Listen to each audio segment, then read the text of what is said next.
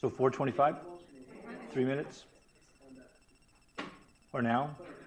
Now? Okay, so the answer is now. We're starting. So my name is Craig Elias. I am the entrepreneur residence at Bow Valley College down in Calgary. Does anybody know what an entrepreneur residence does? We want to guess. Sorry? Talk to students, okay, about entrepreneurship. It's totally all about how do I talk to students about entrepreneurship, how do I find those that want to be an entrepreneur, and how do I help make that happen, and those that already have businesses, how do I find a way to make them actually grow? So I'm curious about what it is that made you want to come today. So how do I pronounce your first name? Way? Jay. So like J-A-Y, but spelled differently. Yes. So Jay, what made you want to come today? What made you say, I got to come and spend an hour learning this?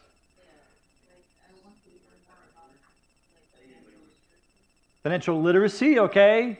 At the back? Nevin? I'm actually looking for anything economic development. So I'm all in this innovation world. Wow, cool, okay. Aaron? I have never seen you speak. I'm curious what you're talking about. Oh, okay. So this is like one of 10 or 15 topics I do across post-secondary institutions in mostly Alberta. And then when we get outside of sort of post-secondaries, I have this boutique sales consulting practice that I run. So I have a completely different set. So depending upon what the audience wants, I have the ability to tailor the presentation, generally a little bit on the fly to add a few more things. What about over here? What made you want to come today?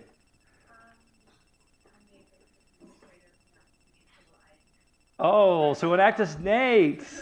So it's funny because Enactus just gave me $5,000 to do some research to be able to calculate the economic impact of what happens when a student becomes the entrepreneur at the age of 23 instead of waits until the age of 43, which is the North American average.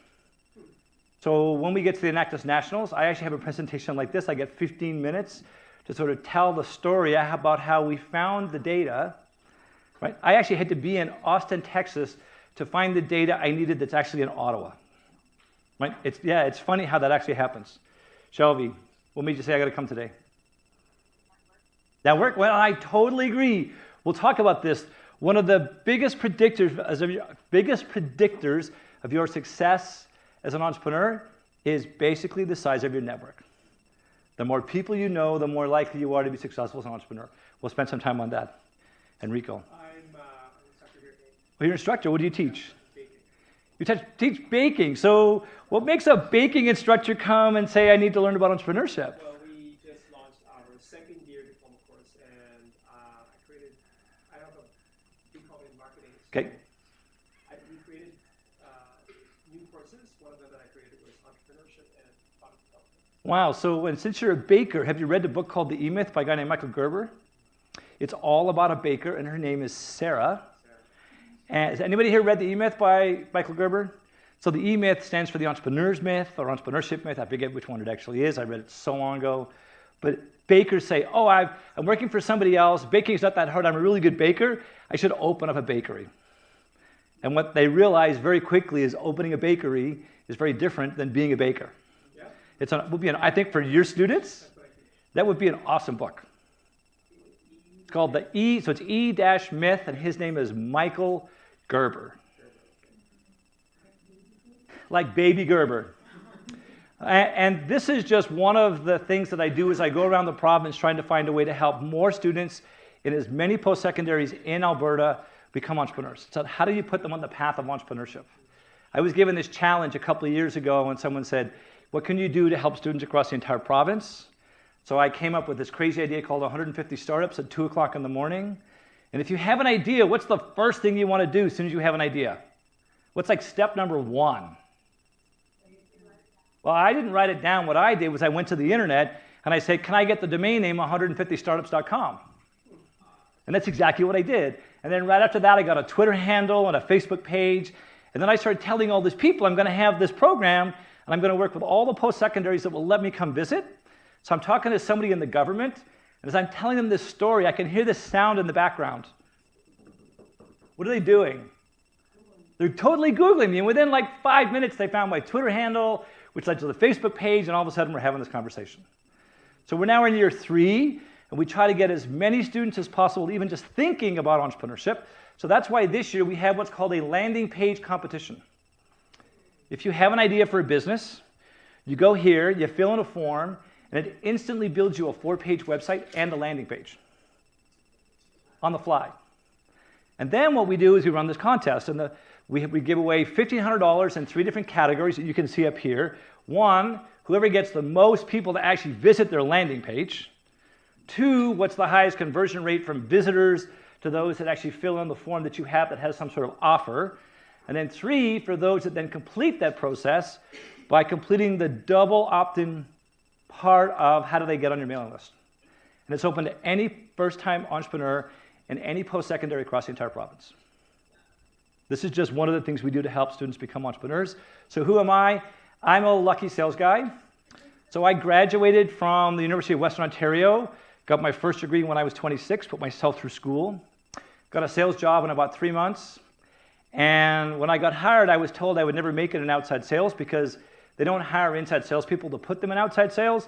They actually hire engineers. And they train them for 2 years before they put them in an outside sales job.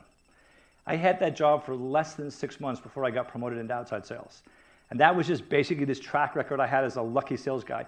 I just went from one company to the next, being one of the top, if not the top salespeople in the country. The last time I actually had a job for a sales company was a company called WorldCom. Anybody remember WorldCom? $11 billion in accounting fraud. I joined them 6 months before that happened. It took me 6 months to become the #1 sales guy in the entire country, and then all of a sudden, nobody would buy from me. And this had never happened to me in my life, so I decided I was going to look back on my luck as a sales guy and say, when was I good, when was I great, and when was I just unstoppable? And I figured a few things out, and I decided I was actually going to start my first company. And I got involved in a competition for billion-dollar business ideas. And first prize is $1 million US. And to get into the contest, you have to enter 1,500 characters, not words, 1,500 characters about your idea. The theory being that this guy who holds this contest, very famous venture capitalist down in Silicon Valley, his name is Tim Draper. The theory is he'll pick 10 of them, and he'll give them 5 minutes to pitch their idea over a webcam. Turns out he didn't pick 10, he actually picked 11, and I was the 11th. And I got my 5 minutes of fame, and I'm warned in advance, I don't get any more than 5 minutes. I don't get 5 minutes and 10 seconds, I don't get 5 minutes and 20 seconds, I get 5 minutes. So in my head, what I know of, I practiced this pitch 100 times, and it's always 5 minutes and 8 seconds. So if I want to get this 5-minute and 8-second pitch done in 5 minutes, what's the only thing I have to do to get it done? Talk faster. I can do that. The hard part was I was 30 seconds into my pitch, and all of a sudden this guy named Tim Draper started asking me questions. And all I can think to myself is, can you please just shut the f up, because I only have 5 minutes. But what had happened in 30 seconds? He was hooked. He liked the idea. So I ended up winning the whole contest. I then ended up moving down to Silicon Valley. I ended up living on an island halfway between San Francisco and Oakland. Anybody ever been to San Francisco? When you drive to Oakland, there are 2 bridges. They meet. The tunnel, that tunnel goes underneath what's called Yerba Buena Island. That's where I lived. And when the deal was all done and the paperwork was all signed, I asked him what did he see in 5 minutes that made him say he was going to give me $1 million. And he told me really 2 things. The first thing he said was that I actually decided in the first 30 seconds, not in the first 5 minutes, and I actually didn't decide to give you $1 million. What I decided in the first 30 seconds is I would give you as much as 5. So my question to you is, if you get to spend some time in front of a famous venture capitalist or early stage, let's say, angel investor, what do you think the things that matter to them the most? If you can only tell them 3 things, what do you want to tell them? Who wants to guess? Is it Michael? Yep. Okay. Well, Scott. Okay, Michael. Okay, so Michael Scott. Okay. What do you want to tell them?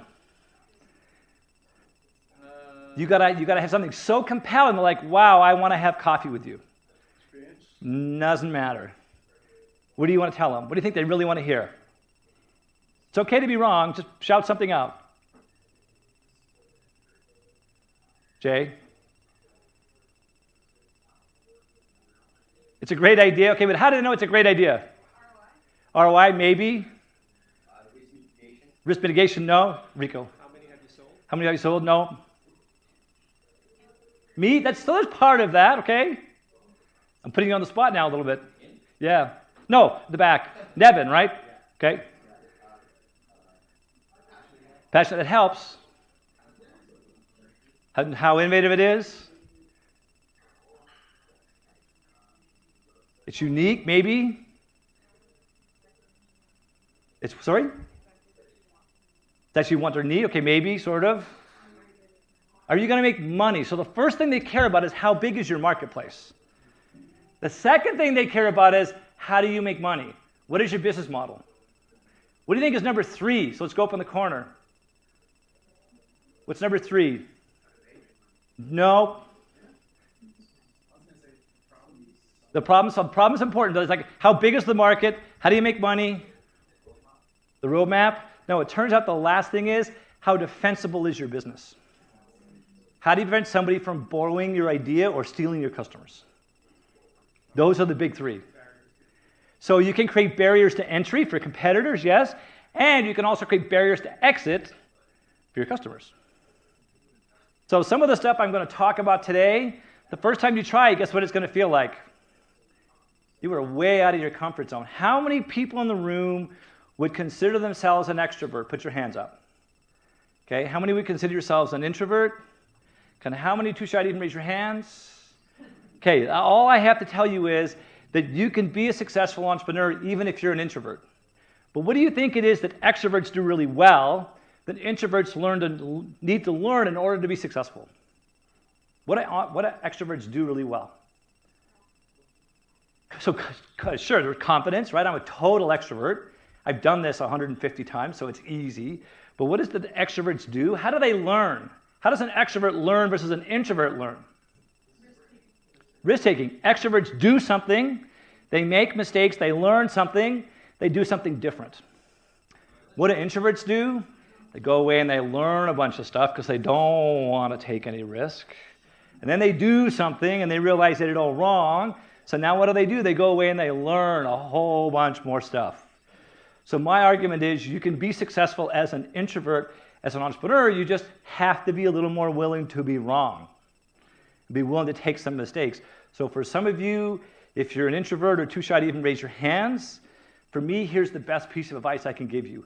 Build a bridge and get over it. So before we get started, here's what I want to do. How many of you are right-handed? Okay, and hopefully everybody brought a pen and a piece of paper. So if you're right-handed, here's what I want you to do. Okay, I want you to put the pen in your left hand. Anybody left-handed?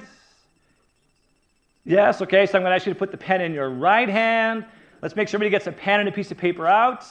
We'll give you guys a few extra seconds. Does anybody have spare paper? Does anybody need a piece of paper? Okay, anybody got spare paper they can share? And a pen. I might have a couple of pens to share. Hold on.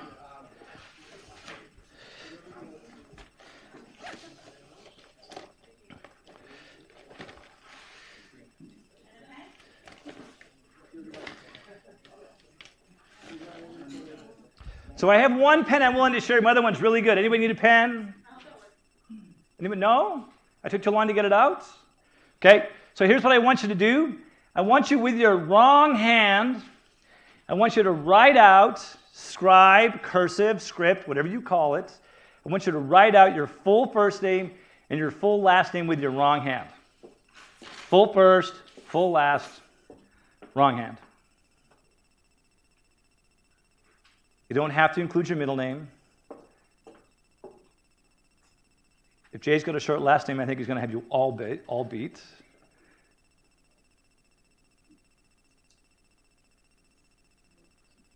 So when you're done, you can put your hand up.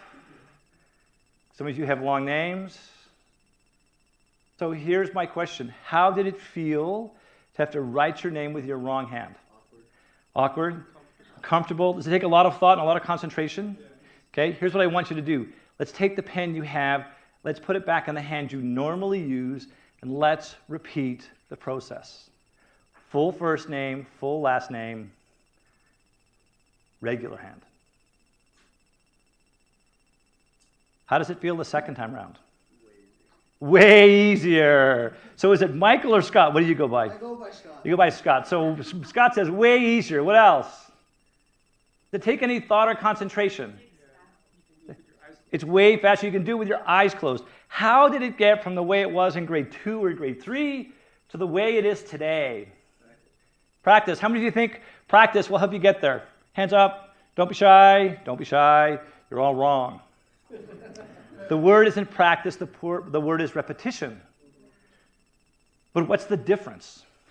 Practice is something you do in a safe environment. You don't make mistakes. Repetition is something you do in the real world. You make mistakes, and that's the way you learn. The reason that I have you do this exercise, some of the things we're going to talk about to help your business get funded, the first time you try it, what's it going to feel like? Painful. It's going to feel like writing with your wrong hand. But if you want to get good at it, all you have to do is what? Repetition, repetition, repetition. For me, one of those things I think is an awesome and very important skill to learn is how to pitch. So learning how to pitch is one of the most important skills you could possibly do. And the cool thing is there's lots of opportunities to learn how to pitch. I'll touch on that in a little bit. So here's the first thing. The first thing is you need to find a way to be passionate.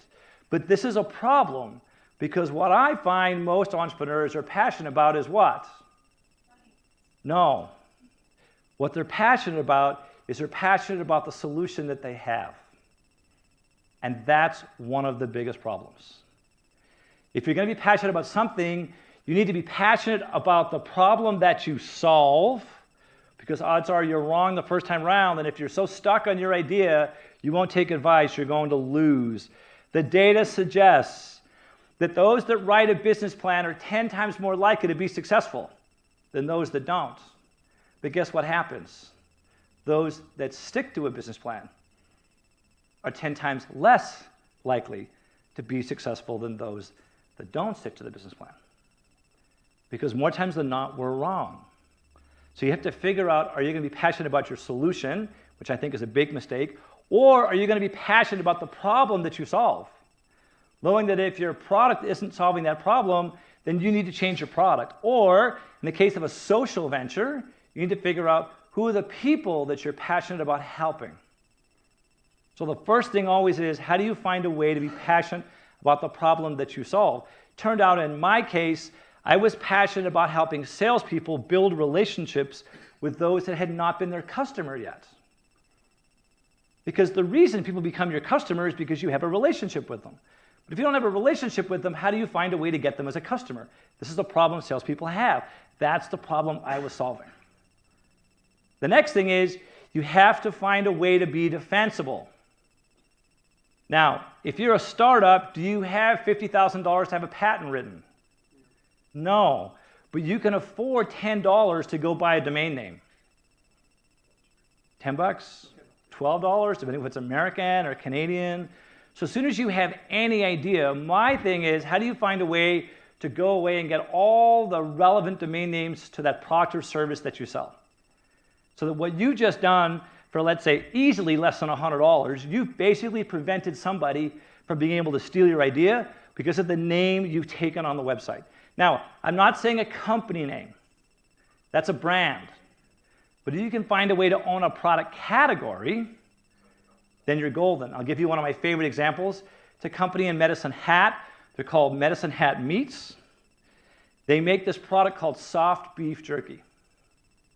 Now, my son and I came across soft beef jerky because we do winter camping, and we were prepping for this big backcountry winter camp. You snowshoe 9 kilometers into the backcountry, you pitch a tent, and the next day you do 9 kilometers back in a completely different way on an unpacked trail. And we decided to do these practice runs. So we went one day to a place where the snow was really steep and the mountain was pretty steep, so it's steep and deep. We took a pack and put a third of it in. We went. We had regular beef jerky. It was -5, totally worked. But 2 weeks later, we went out again. We're going to go twice as far with twice as big a pack. It turned out that day was -20. And we tried to eat beef jerky at -20. Doesn't work. And he saw this thing called soft beef jerky. I'm like, wow, that's actually a really cool idea. And then I started thinking, soft beef jerky, that's a product category. I wonder if they own the domain name, softbeefjerky.com. And the first thing I did, I went to my phone, I typed it in, and guess what happened? They owned it. Right? Now, as soon as you own the domain name, you can go get all kinds of other stuff. We'll talk about that, but the whole idea is, how do you find a way to be defensible? How do you prevent someone from borrowing your idea by picking up the domain names that are relevant to what you do? The channel to your customer is the internet. And by owning these domain names, that means that's how you defend your business. But just because you have a business and it's defendable doesn't mean it's findable.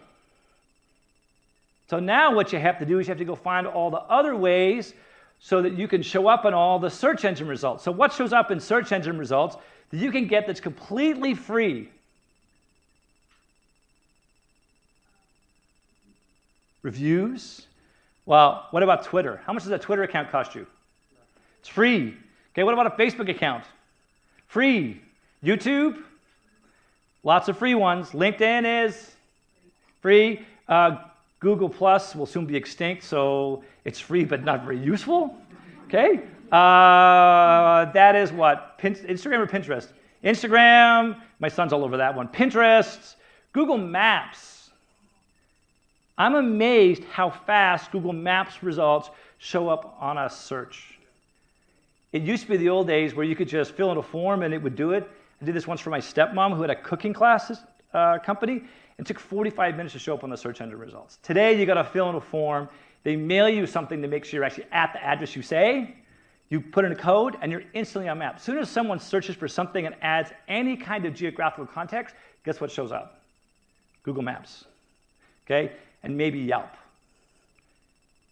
Here's why I tell that story. There's more than one Craig Elias on the planet. Now, that $1 billion idea contest that I won, when I got in, I was single. But before I won, what do you think happened? Yeah, her name is Heather. She is the youngest daughter. She was 40 years old, never been married, wanted to have a family. I was 40 years old, never been married, wanted to have a family. She's the youngest daughter of a minister. Not a minister for the government, but a church minister. And she told her dad that she was going to try and get pregnant with a guy who lived in a different country, because now I have to move to San Francisco, with the plan being if she got pregnant, I come back. Now, her dad is not a stupid guy. He's heard of this thing called Google. And when he types it up, Craig Elias in Google, guess what do you think he finds? Oh, yes. So what I've learned is that I can use social media, not because people are looking on Facebook, Twitter, Pinterest to find me. They're looking on Google to find me, but guess what shows up? All my other stuff on social media.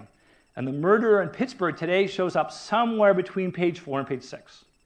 So Google is the #1 most used search engine on the planet. What is number 2? YouTube is the second most used search engine on the planet. So if you're going to do anything from a search engine perspective, it's also really good to have some content on YouTube. This is my LinkedIn profile. I got an account on Canva. I did spend $10 to get that picture so I could put that quote on my profile. This is my Twitter account. What did you learn about me? What am I? I'm a dad. My son is a Harry Potter fan. Those are Quidditch glasses. Okay? This is my Facebook account. What did you learn? I like dogs. I had that dog for almost 16 years. And I had to put him down on my birthday because he had some seizures. One of the hardest things I had to do. And when I moved to the island in San Francisco, my roommate was an animal control officer for the city of San Francisco. And she would take pictures of him doing his favorite thing, playing in sprinklers. And when I put him down, I tried to find those pictures because I wanted to post them up on Facebook. I could not find those pictures. And I didn't really get closure on the fact that I lost my dog. And then I was installing Picasa on my wife's computer one day. Anybody install Picasa? First thing you do is it scours your hard drive for pictures, and guess what it found on her computer? It found the pictures. And I told the story how I missed that dog.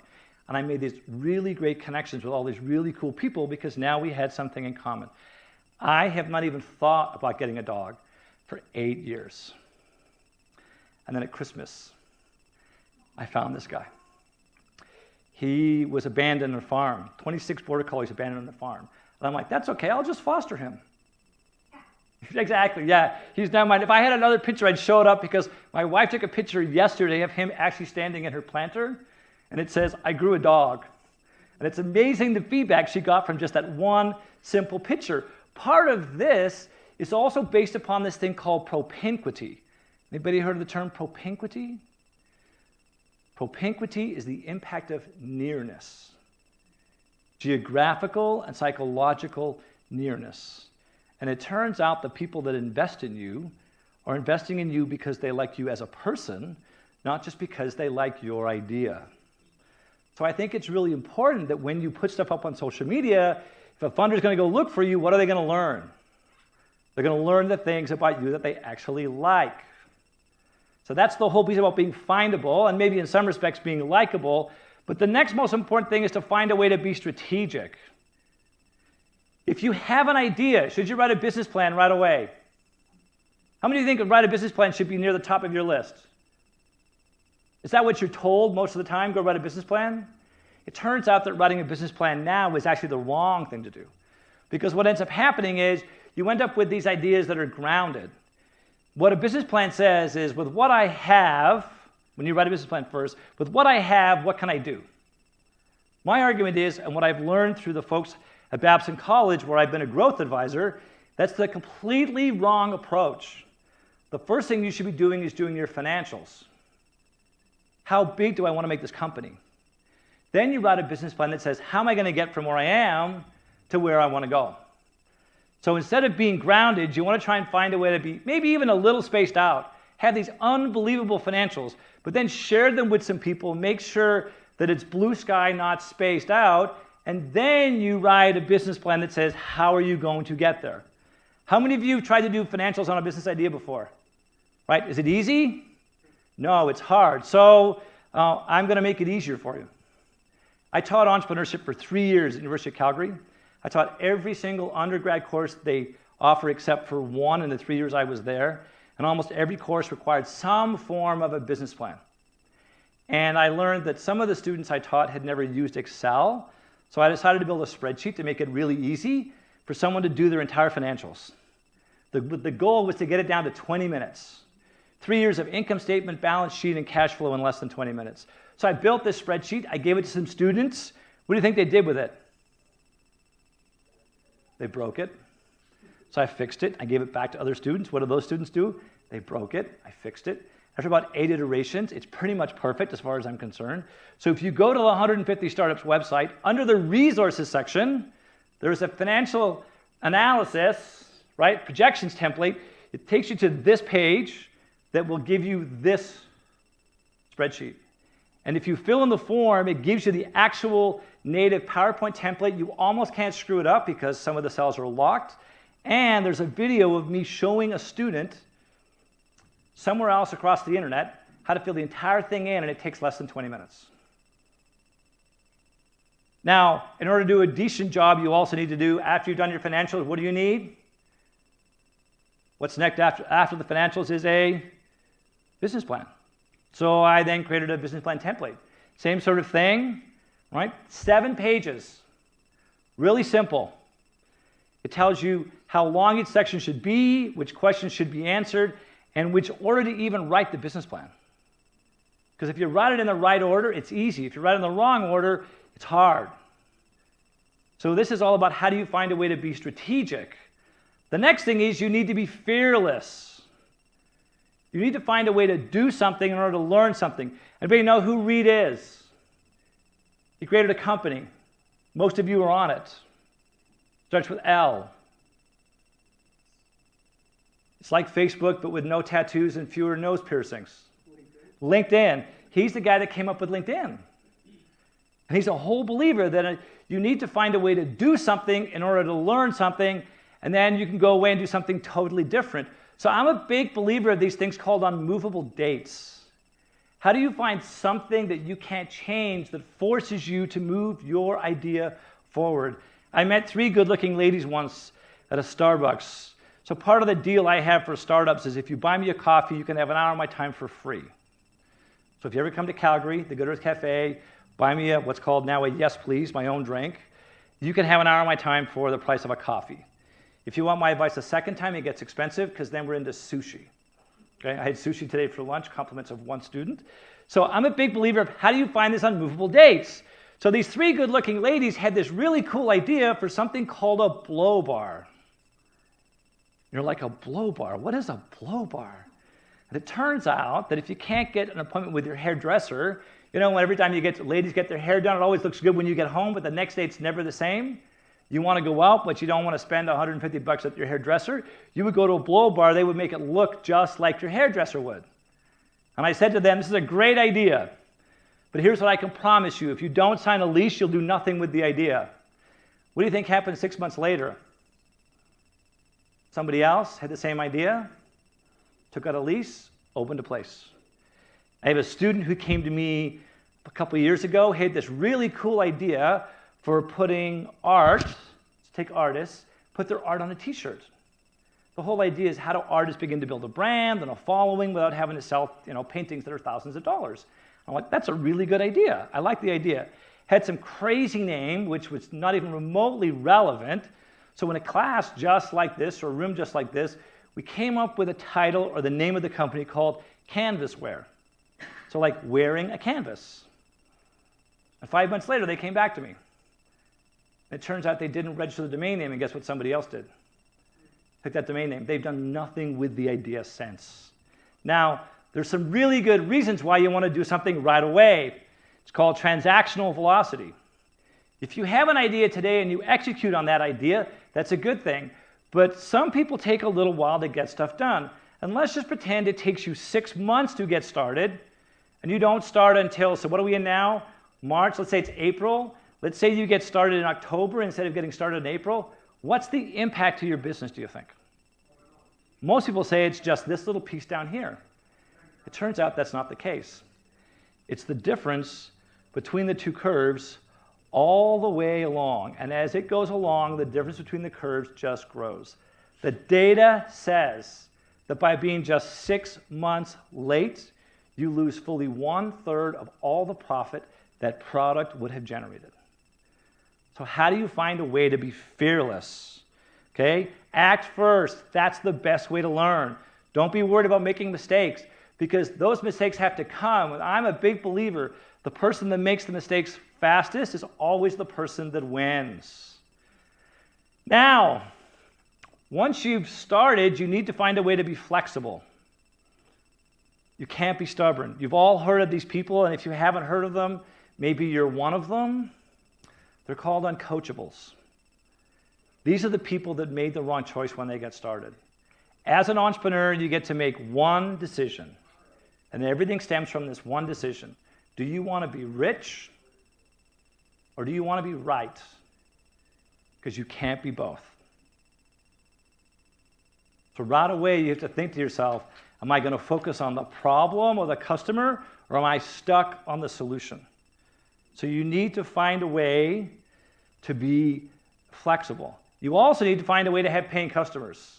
The challenge I have with most entrepreneurs is they're semi-decent at marketing, but guess what most entrepreneurs suck at? Starts with S.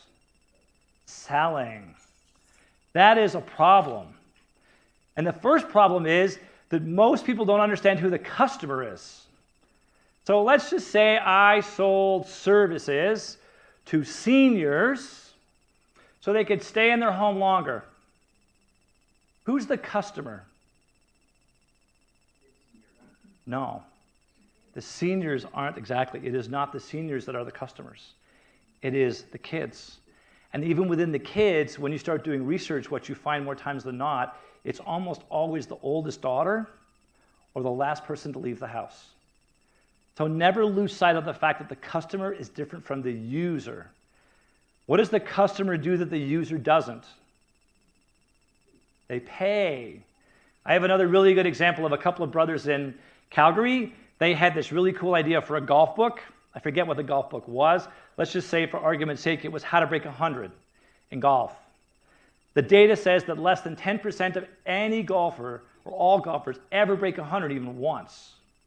Okay, I've only done it once in my life, but got 96 a long time ago. So I'm one of the top 10% golfers. But here's the thing. So they're really smart guys, MBAs, write a book, all about how to break 100 in golf. Where does logic tell you you should sell it? Where's a good place to sell a golf book? At a golf course, yeah, in the golf club, right? So they did this, but got all these books made, put them in all these clubhouses, and nobody bought any. So what did they do? They took all these leftover books at the end of the golf season, took a little cart in a shopping mall, sold out. Why? Because the wife was buying it for the husband. The customer always pays. Okay? Now the hard part is, in the world of sales, there's lots of these customers that are out there looking on the internet, but beneath the surface, there's a much bigger market for customers. So what I've learned is that if you get to people early in the process of buying, and you get to help them understand what the problem is so you can help them choose the solution, it's what I call a window of dissatisfaction. The odds you get someone as a customer when you get to them early in the process is 5 times higher than if you wait until they come to you. And this is the difference between marketing and selling. Marketing can drive people to your website, but if they become your customer, that's a very small percentage. You need to find a way to be proactive, not reactive. You want to find a way to reach out to customers in advance and find a way to have a conversation. Okay? Is this slide in here twice? I'm going to skip past this. So you want to get to these people earlier than sooner because those are the ones who are more likely to buy. And I'm going to give you an example. Let's pretend that everybody in this room now all owns a jewelry store. All of you own a jewelry store. All of you have revenue of $1 million. What do you compete against? Each other. No, you don't. So those are called competitors. But there's this whole other category underneath the ocean called competition. So who buys more jewelry, men or women? Men. When do men buy jewelry? When they're stupid, okay, yes. Or when they want to say I love you, or birthdays, special occasions, birthdays, anniversary, Christmas, Easter, Mother's Day, all these special occasions. So it's my 10-year anniversary coming up, right? And I have to decide, what am I going to do for my 10-year anniversary? Because other than diamonds, what could I buy? Why is... No, I'm going to get back. I think some of these slides might have...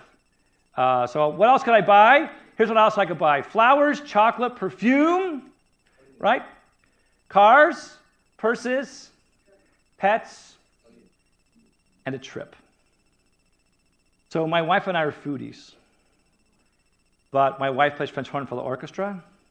If I want to go on a date with my wife on a Friday or Saturday night, I have to plan about 6 months in advance. This weekend is actually one of those weekends. And when we had a son, we had no family in town, so if we ever went out, it was pretty expensive. So what I decided was that for our 10-year anniversary, I was going to take my wife to a place called San Sebastian, Spain. Anybody heard of San Sebastian, Spain? There are more Michelin-rated restaurants. So Michelin-rated restaurants, take a 5-star restaurant, 9 times out of 10, that wouldn't even earn a single Michelin star. So this place, San Sebastian, Spain, right out of the movies, right? It's a beach, mountains on both sides, an island in the middle. There are more Michelin-rated restaurants than anywhere else on the planet except for Tokyo. So I decided I was going to take my wife to San Sebastian, Spain for 10 days. And that's what we did. I took a hotel, the best hotel right on the beach, had an amazing view. One of the first places we went to was a place called Zubeira. It was a 1-star Michelin-rated restaurant. That was a sort of our warm-up to get into this food thing. And by the time we were done, we finished at the number 16 restaurant in the planet. So keep in mind, your competition is different from your competitors, right? Diamonds compete against flowers, chocolate, perfume, cars, trips, purses, pets, and everything else that somebody else could buy to say I'm sorry or I love you. So why would someone all decide they want to buy something? So part of this then becomes selling to the right people. So what happens is most of it is you're trying to convince someone who's happy with what they have and tell them they should become your customer. What I've learned is if someone's happy with the status quo, is anybody going to change? No, until they have an event.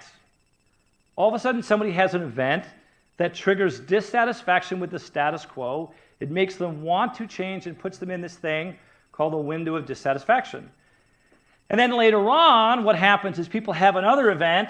Now they can afford to change. Now they have more money or they have more time. And they start the process of searching for alternatives. But just because somebody wants something and can afford something, does that mean they're going to buy it? No. Let me give you an example. Anybody know what this is? It's an iPhone. Well, technically an iPhone 1, but it was 2G, so it was called an iPhone 2 when it first came out. So when it first came out, I found one on eBay, $660 US. I love technology. I'm an early adopter. I found some software to hack into this to make it work on a Canadian network, a GSM network. Fido is GSM. I just happen to be a GSM guy. So I got the money. I want this phone. But at the time when I first found it, I couldn't buy it. Why not?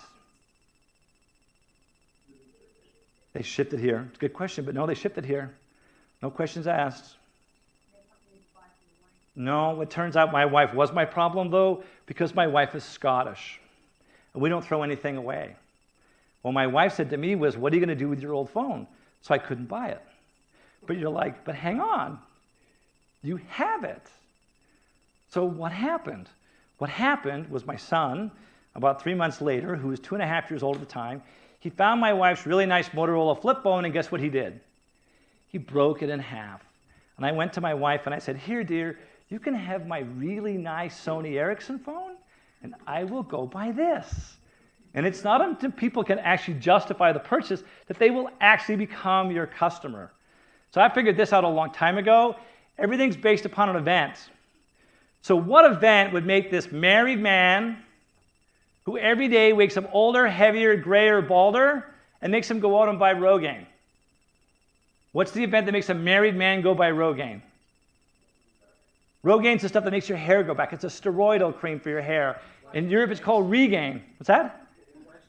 Well, his wife complains. Okay, I don't know if you have any... But even then, is a guy going to go away and get Rogaine because his wife complains? No, it's not until what happens? He has an affair or a divorce, or his wife has an affair. And all of a sudden, what does he say? I need to go to the drugstore. Okay, for Rogaine, not for something else. So he decides he's going to go to the drugstore. He leaves the house. He's on his way to the drugstore, but before he gets there, he sees a gym. He's like, if I'm bet on the market, if I'm back on the market, I better get back in shape. I buy a gym membership. He's on his way to the drugstore, but before he gets there, what does he find? He finds a men's shop, so he buys new suits. He goes to the drugstore, buys the Rogaine, but between the drugstore and his house, what is there? A bar. No, there's a dealership. A car dealership. And he buys himself a bright yellow Mercedes SLK. All of that stuff because of one specific event. Let me give you a different example. What do you think is the one event that drives more people to buy life insurance than all of the other events combined? The second somebody gets pregnant. What do? You buy life insurance, you get a will. You give up your Mazda 323, you get a Subaru station wagon. You leave your condo, you buy a house, all of that stuff because of that one specific event. As soon as people have that event, they start noticing stuff all over the place. Anybody buy a car in the last little while? As soon as you buy a new car, what do you see all over the road? That car is everywhere. Right? So McKinsey, actually a few years later, figured the same thing out. This is the consumer model.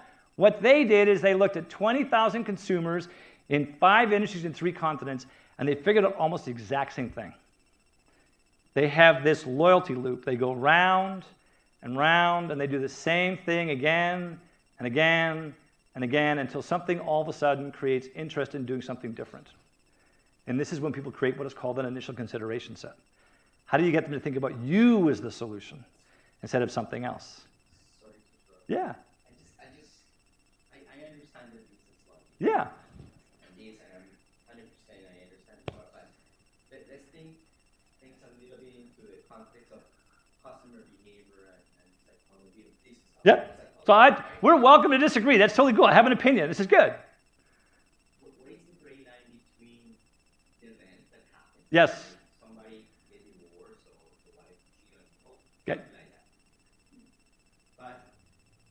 getting influenced by media, by the brands to go buy the Mercedes because you become more appealing and you can afford that. Yep. Or now I separate, I don't need to spend more money on the wife, etc. Yep. But what is the gray line between truly conscience to realize, I'm getting older, I'm not going to play as the new guy in the neighborhood, to buy expensive things, to pretend to be back in the game. That really, that conscience is just the self-inner conscience of, as a human being and as a buyer. Yep. That really, it made this concept a little bit out of context. So really good question. Here's what I can tell you. I've been doing this for almost 20 years. I have never been stumped. I've never found any example of any product or any service where there isn't a trigger that causes something to happen. There's almost always something there behind the scenes. Now, it depends upon whether or not you have money. Because if you have a bunch of money, you don't have to have all three events, right? Someone once described this to me. In fact, it was a neighbor. It was see, want, buy. That's the mechanism. Because she has enough money in the bank, she doesn't need to have all three events. That's why it's really important when you're selling to a consumer, you want to sell to people that already have money, especially if they have influence, okay, and have authority. But almost every buying pattern, there's something behind the scenes that makes somebody say, I need to do this today, rather than doing it 6 months from now. And the deeper you look, the more you find those sort of triggers. Some of them are psychological. There's all kinds of different things. So there are some where maybe there's an exception, but the vast majority are driven by an event. What I can tell you is the data says that 80% of all major purchases by corporations, more than $50,000, are unbudgeted and unplanned at the beginning of the year. 80%, unbudgeted, unplanned. They were going to do something, money got spent on something totally different. Here's my own personal example, and I'll come back to you. So my wife and I refinanced our house. Our mortgage was due, right? There were a few things we wanted to change. My wife wanted to paint the outside of the house, paint the floors, sand the floors because she hated the color, right? Fix the stairs, build a fence. $15,000, that's the plan. House gets painted, it's on budget. Floors get done, it's on budget. The stairs need to be completely replaced. And all of a sudden, the budget for the stairs was taken away from the budget for the fence. And we never bought the fence. Haven't touched it since. It's been almost 5 years, right? So that's kind of the way that the behavior happens. I'm not a psychologist, but I'm what I would call an observationist. And when I see these patterns, right, there is a lady, I forget her name now, she's a VP for General Electric, and what she is on record on video is saying is it doesn't matter if you're selling refrigerators or jet engines, it applies. And the sooner you understand it, the more likely you are to be able to take advantage of it. So there may be other stuff that goes on behind the scenes as well, but like this thing called reticular activation, you don't see that car until you buy it. You don't see the advertisement until you get, let's say, so TD Bank did this for a while. It was pretty cool. It had a whole series of ads focused on very specific people, right? One was like 627, your wife tells you she's pregnant. 628, your house looks small. 629, you need a mortgage. And they had all these different marketing things tailored just to that audience. They knew that was the moment when they're most likely to buy. So let me just go off track and give you a different example. Let's pretend I made you all the chief marketing officer for TD Bank. You now have enough money to advertise on every TV station in the country once a day. When are you going to advertise? When would you run your commercials? What do you think? Sorry? Prime time, which is like what? 5:30 to 7:30. Okay? Anybody else got a different idea other than prime time? Morning, okay? Later. Here's the way I would play the game. What I'm playing the game of is how do I find a way to find the people that are underneath that big iceberg, the people that are thinking of changing but haven't done anything about it yet. What is it that pisses people off about a bank? So it's always closed. Well, I don't even go anymore, so I have no idea when it's even closed. But here's the thing. People are most likely to be pissed off when they get their bank bill. So if I'm the CMO for TD Bank, I know most of us get our bill somewhere around the 3rd or the 4th of the month. I'm going to run that commercial 15 times on the 5th day of the month. I'm going to run it 10 days on the 6th day of the month. I'm going to run it 5 days on the 7th day of the month, because those are the days that people are most likely to switch. And I understand that the event drives behavior. As time goes on, guess what happens to the emotion about changing? It begins to dwindle. So getting to people sooner is a large, important piece of this. Here's the ABCs of events. We all try this. I'm better, I'm faster, I'm cheaper. Generally doesn't work. Although, was her name Jess that I had lunch with today? Jess has actually got something really interesting because she's noticing there's going to be a change in the health and safety regulations from the perspective of fireproof clothing. Because today, all that happens is you have to wear an outer layer that's fireproof. But they're changing the rules to say you have to wear stuff underneath that's now fireproof. And she's getting ready to be able to take care of or take advantage of those changes in legislation. The next one is a bad experience. Anybody ever change cell phone providers? Right? You're on one, something happens, you most likely got a bill, right? And then all of a sudden you're like, screw this, I'm out of here, you go to somebody else. In the corporate world, it's actually caused very often by a change in salespeople. The data says that 28% of all vendor switches are triggered by a change in account managers. The other big one is a change in decision makers. When there's a new VP of sales or VP of marketing or VP of operations or VP of finance, that guy or gal that's new in their job, what do they want to prove? That they were better than the person who was there before. And they take out the old stuff and they put in the new stuff. And the data suggests that 32% of them will make $1 million worth of decisions in their first 90 days in their job. So the data says this. It says 80% of the decision makers that are new in their job will spend $1 million or more in their first year. 40% of that 80%, so a total of 32, make those decisions in their first 90 days in their job. Right? That's why I like LinkedIn. LinkedIn has this totally cool feature. It's called a saved search.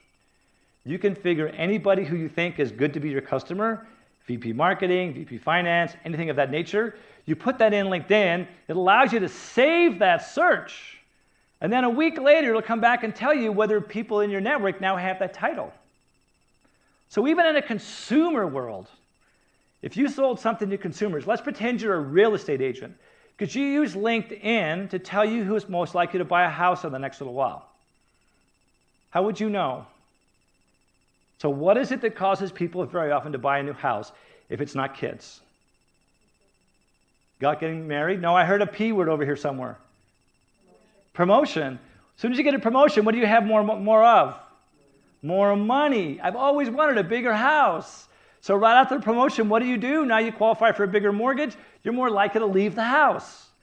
So really smart real estate agents have said, tell me when anybody becomes a vice president in Edmonton, and that's their target market. It doesn't matter if it's consumer-based or business-based. You can find prospects on LinkedIn. You just have to know who are you looking for and what are the things that make them change. And money just turns out to be one of those things. In my case, when I got promoted from senior sales guy to running Western Canada, that was the time when I stopped using an advisor for investment and I started investing directly on the stock market. Because now I had this big chunk in pay that I got, and I'm like, I've learned to live off $75,000. I can find a way to put $50,000, $1,000 a week, put it in the stock market. But it wasn't until I got that pay raise that I actually did it. Okay? When you get to these people that are new in their job, it's really important to be able to help them understand why they want to become your customer. So when you're stuck and you're passionate about your solution, when you tell people what you do, you puke all over them and go, this is what I sell. People don't care what it is, what you have. You care about what you do for them. So when you get to somebody, you need to be able to tell the other person something so compelling that they ask you the question, how do you do that? What if I told you I had a really simple way for older couples to stay married longer? If you were older, would you have interest in that? If you still loved your wife? Probably. When do couples tend to get divorced? What's an event that causes older people to get divorced? kids leave the house. So do you know what I sell to help these parents stay together longer? Anybody want to guess what I sell? Puppies. Right? It works amazingly well. Now, I heard a story of a guy in Lloydminster once. I was in Lloydminster, got stuck because the plane wouldn't land, and we had to drive back to Edmonton so I can catch a flight down to Calgary. And he told me his wife took that to a little bit of an extreme because she only adopted special needs dogs. He had retired. She got one. She got a second, and a third, and a fourth, and a fifth, and a sixth, and a seventh, and the medical bills were so high, he had to go back and get a job, right? So one is more than enough. So how do you find a way to say to these people that are thinking of changing that talks about the value you bring? What's the verb that describes the value of being your customer instead of the noun that describes their product? So with what I do outside of the college, I only phone VPs of sales in technology, banking, and financial services. Why do I phone people in those industries? What do those industries tend to have a lot of? Money. I only phone a VP because guess what they have? They also have authority. I only phone VPs that are new in their job because those are the ones that are most likely to change.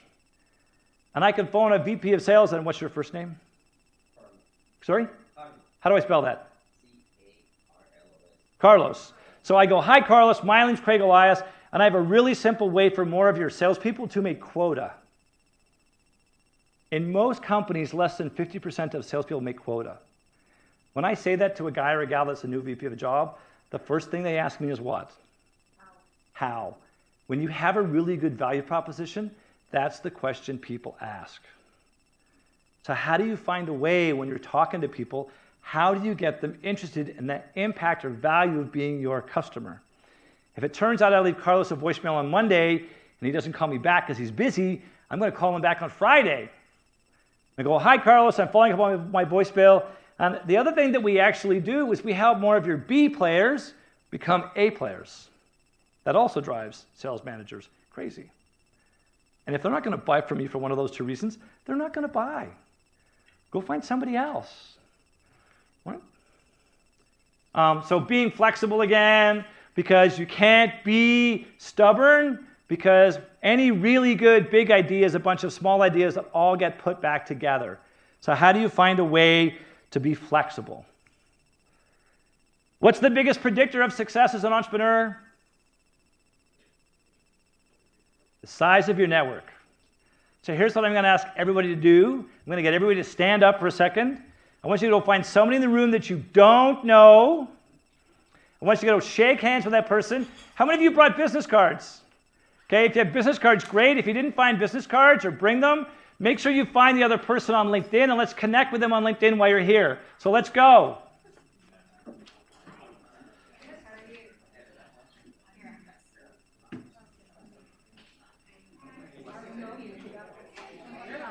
Go find somebody you don't know. Get out of your comfort zone.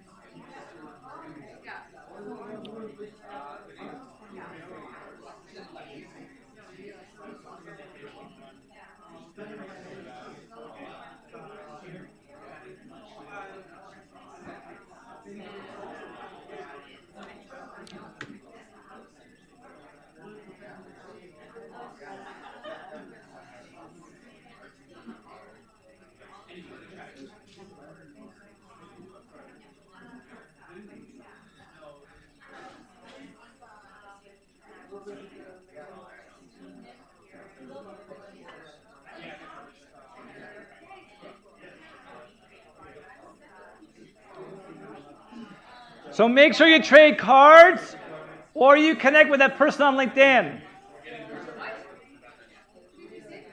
Get a card or connect with him on LinkedIn. There you go. But you've got his card. Enough about LinkedIn already.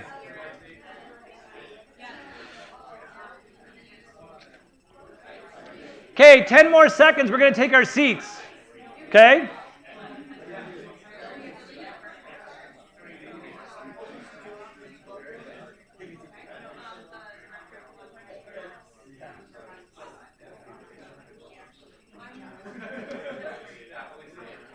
Okay, if you can hear me now, clap once.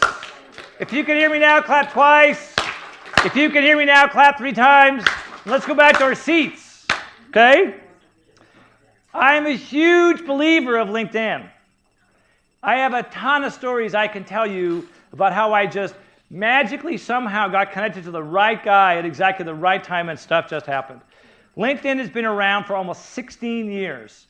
There are 700 million people on LinkedIn. I got in on day 8. I'm user 3,956 of 700 million people on LinkedIn. So who's the first person you should connect with on LinkedIn when you leave here today? You. Me. As long as you have a decent profile picture, as long as you capitalize your name. One of my pet peeves is people that are so lazy they can't hold the shift key down while they type a letter, okay? Or they do all caps. I will say yes, and then you can tap into my network. The next piece is you need to build a team. It is not just about you. You're great, but you need to find a way to put people around you. So whether you're looking for mentors, advisors, somebody else, so you don't have to play the job of chief everything officer. That is the worst part about being an entrepreneur, is when you have to do it all. So how can you find a way to build a team? One of my favorite stories is of 2 guys.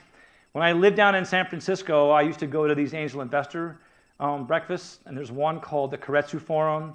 It's in a massive room, 140 to 150 angel investors.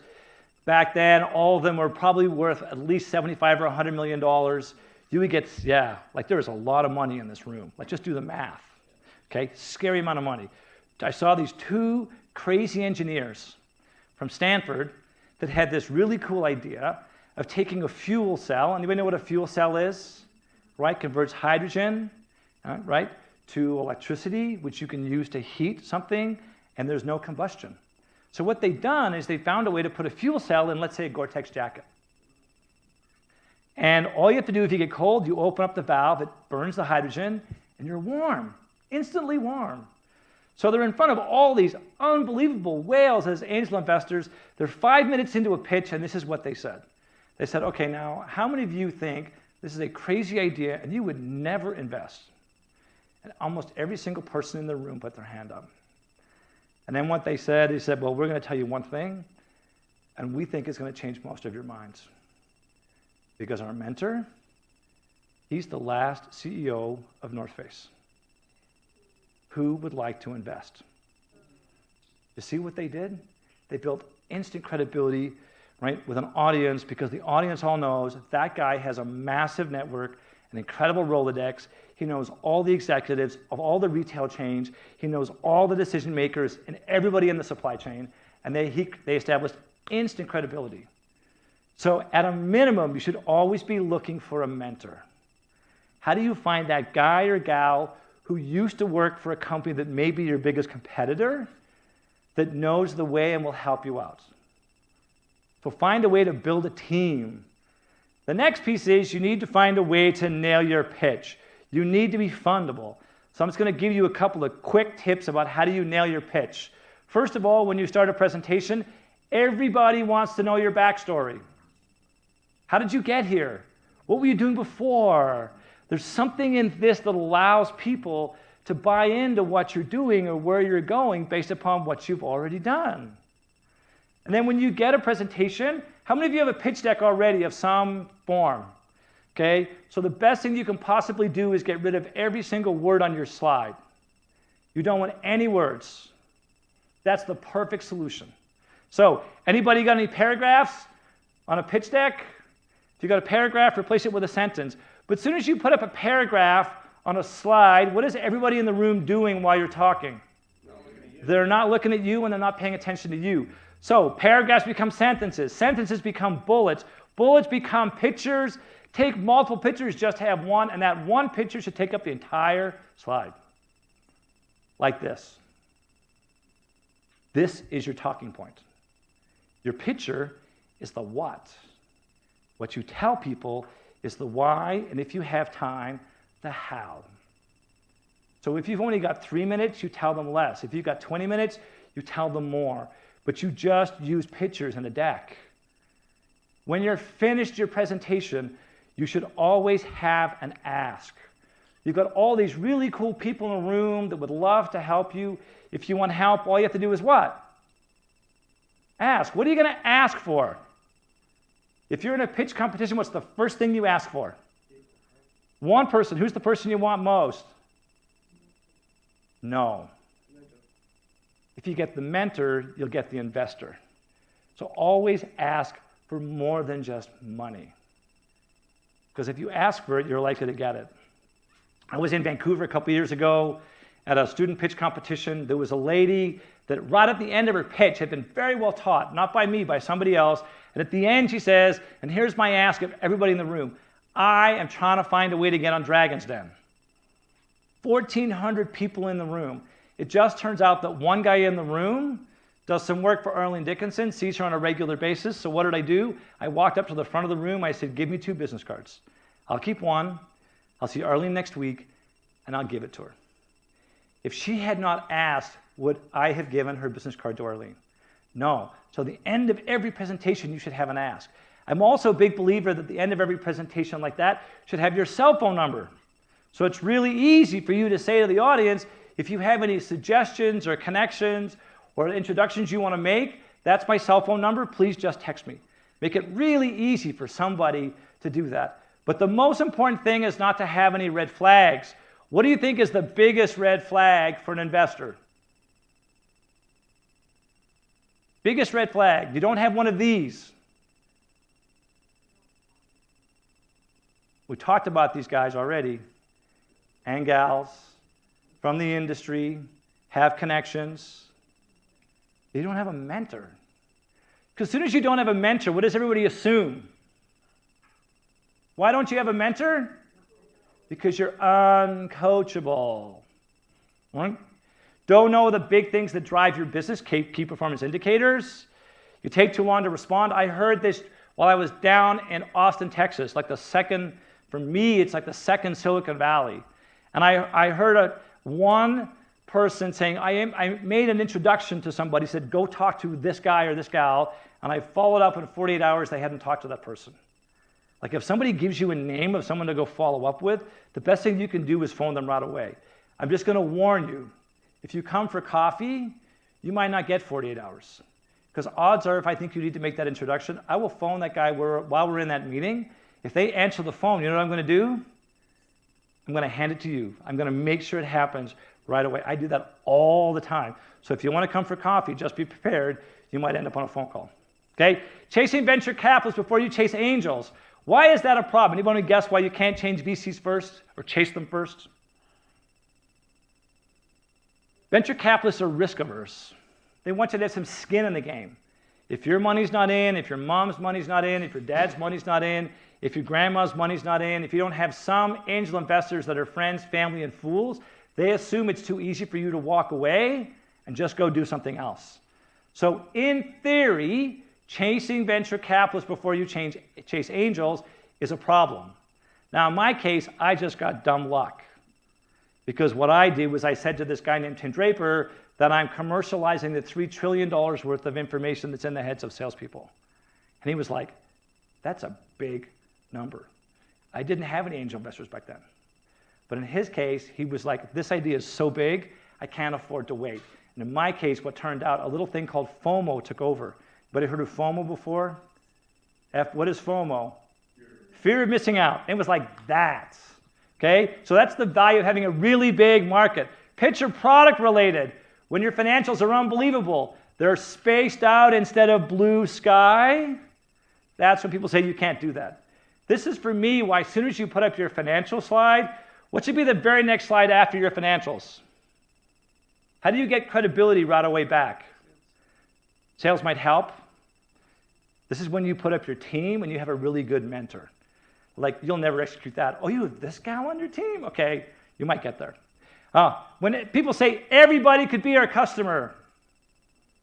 Anybody ever said that before? Anybody could be our customer, everybody could be our customer. As soon as you say that, they're like, you have no idea what you're doing. The other thing that drives investors crazy is when you say we have no competition. Jewelry stores always have competition. It's just not other jewelry stores. You might not have a competitor, but you always have competition. How many of you have been to business school? Okay, anybody remember a guy named Michael Porter? 5 forces, remember the 5 forces? Suppliers, buyers, competitors, new entrants, and substitutes. It's the substitutes that'll kill you. That's the competition. So what is your competition? And when you're a startup and you say to someone, social media is my primary marketing strategy, what does every investor think? You have no followers. How can that be a marketing strategy? There's no way you can make that work. Influencer marketing might work, but general social media marketing, you just get blown off the map right away. Now, here are my 2 favorite places to get pictures. They're totally free. They're pretty high quality. In fact, half the pictures from this presentation come from these 2 places. Free is good. So, 10 steps. Okay, who remembers step number 1 was? Be passionate. About what? The problem, not the solution. Number 2, be defensible. Even as a startup, you can spend $10, $20, $50, $100 on domain names. You make yourself way more defensible once you have domain names. Once you're defensible, then you have to be findable. That's why I love social media.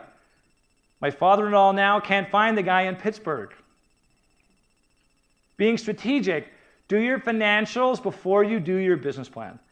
How big can I make this idea? And then how the hey am I going to get there?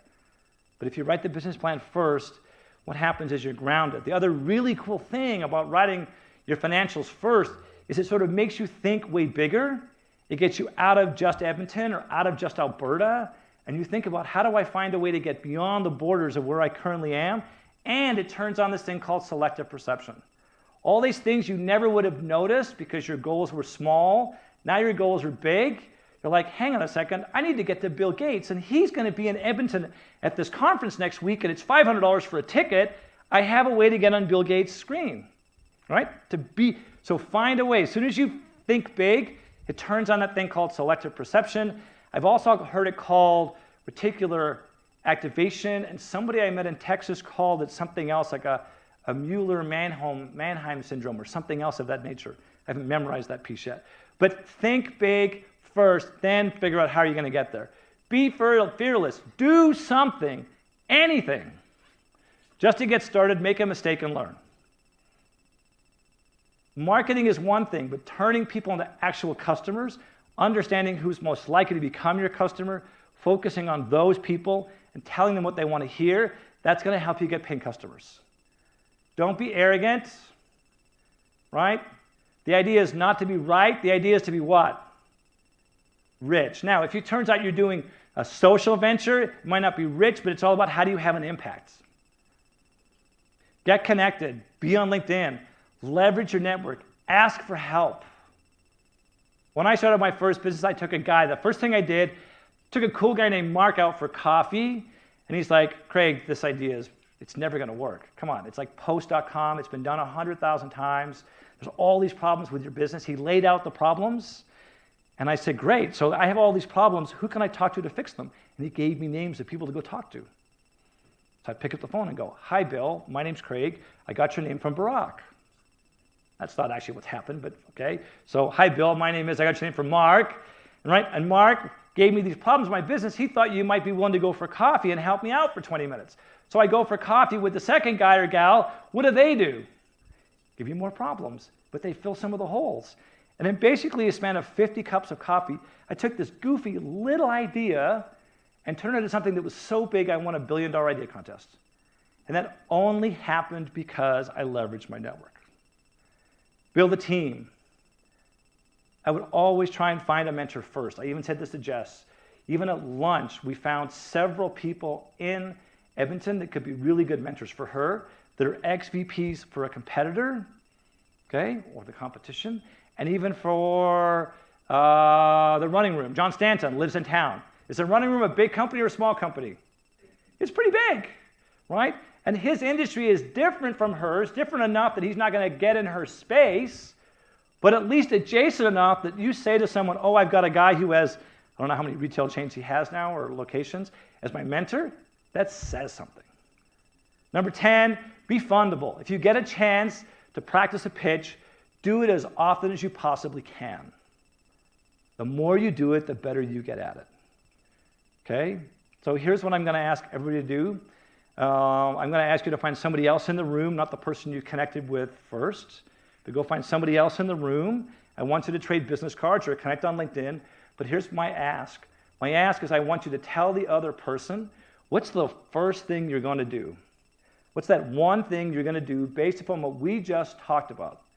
What's that thing you're going to do differently from today forward? So let's take 60 seconds. Let's go find somebody, figure out what's that thing you're going to do differently, and let's go tell them, okay? Not the person you came with, someone you don't know.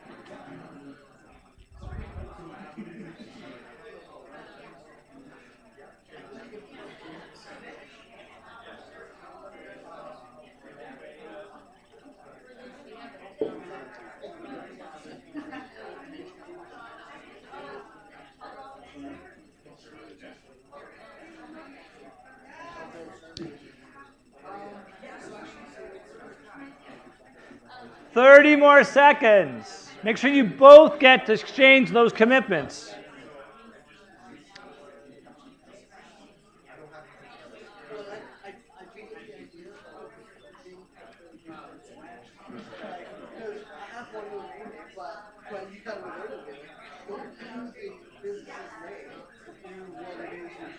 Yeah. So I met a guy who made this tea, and it changes the pH balance in your lawn. So without chemicals, you can get rid of dandelions. So what we ended up coming up with was dandelion-free.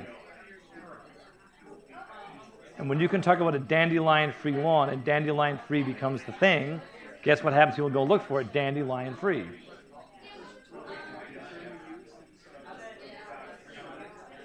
A product category, it's a dandelion-free lawn. So how do you create a product category? Like soft beef jerky.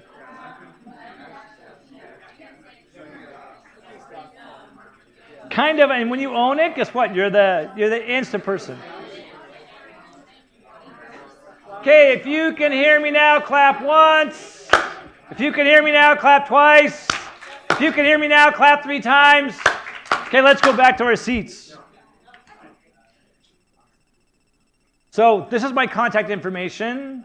That's what I came to talk about. I have my college business cards on the end tables. If you want to hang around and ask questions, I can stay till about 6 o'clock. I always try to get my son to bed at 9. It takes me about 3 hours to get home. So as long as I leave here by 6, I should be able to put my son to bed at 9 o'clock.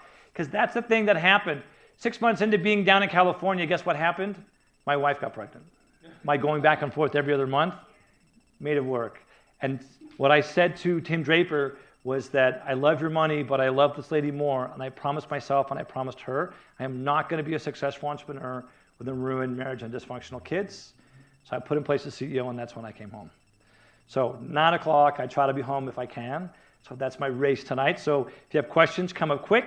If you don't get to ask questions while I'm here, the best way to reach me is cell phone, call or text me. My only warning is if you email me, you are one of 160,000 unread emails in my inbox. So if you want a response, you always need to what?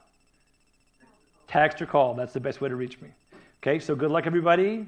I will look forward to seeing a bunch of you on LinkedIn, and I'll hang around for questions.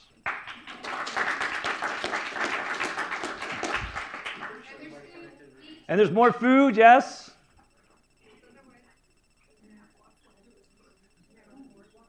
I think we're already connected because I first mentioned INVENTURE. There we go, see? And you're like, you're that guy, the orange shirt guy, right? Yeah, I have 31 different bright orange golf shirts. This is not the same one as that. It's totally a brand thing, right? Totally, and it works. Like even today, Barb. Hi, it's good to see you. How are you? I'm really good. I've Okay. been sort of talking back and forth with our Sank with Yeah, I think we have a date, April 9th. you do. So, did you want me to come to your class the same day? We don't have the class the same day. Oh no! What day do you have the class? Wednesdays and Thursdays. What day's the 3rd? So it's the 9th, sorry. But you know what? So here's what's happening. I'm actually here on the 3rd. What day's the 3rd? I'm in Berman on the 2nd. I'm at McEwen on the 3rd. The 3rd is a Wednesday. What time? And McEwen has me in the afternoon. What time's your class? Well, 3 to 5. Same time? They're 2:30, 3:30, 2:30, or 4:30. Yeah. So can we do anything for lunch? Can we do a special thing just for your class? Most of my class, our class will transition from Venus into mine on Wednesday, right? I have no idea. I'm not in the class. Okay, many do. Well, most of a lot of them do. So I think probably 3/4 of the class, because my class, which was so small, is now Do you know how we bribe them? tripled.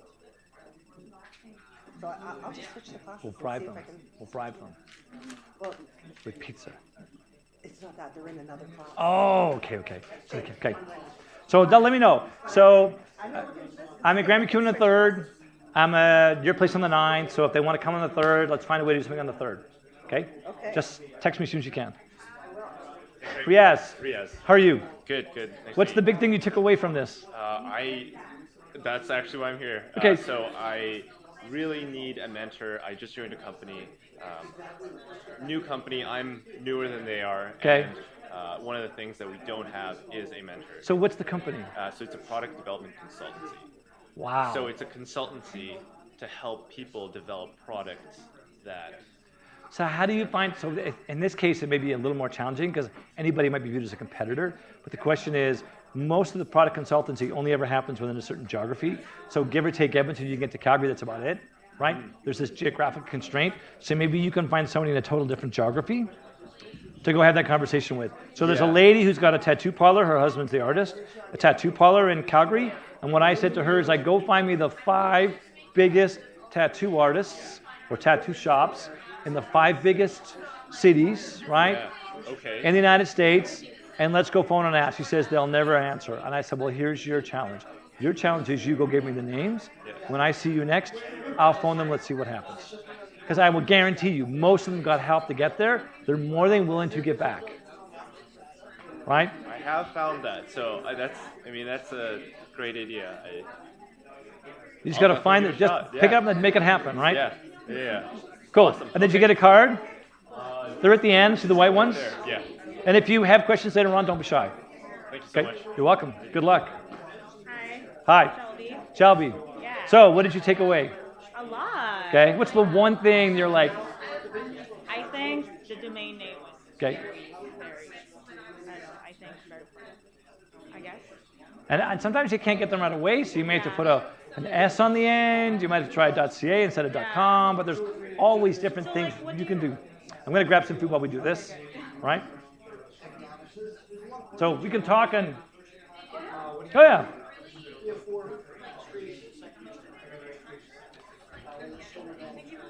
You're welcome. What did you take away?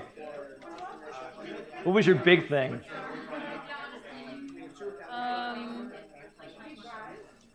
Guess that I'm not a student anymore. Oh, you can't use the S word. Hi, my name is, I'm a student. Yeah. I talked to a bunch of people, and everyone pretty well said that it was reiterated to them that they expand their network. Yeah. It's an interesting challenge. And it's How do amazing. you approach that? Like your mentors or You how pick up the open are phone people? and you say, hi, my name is, and I am a student. And then right away they're like, how can I help? I literally, in my undergrad, I had the business dean be my mentor because I phoned him and I was like, hi, I need a mentor. Can I buy you coffee? And then he proceeded to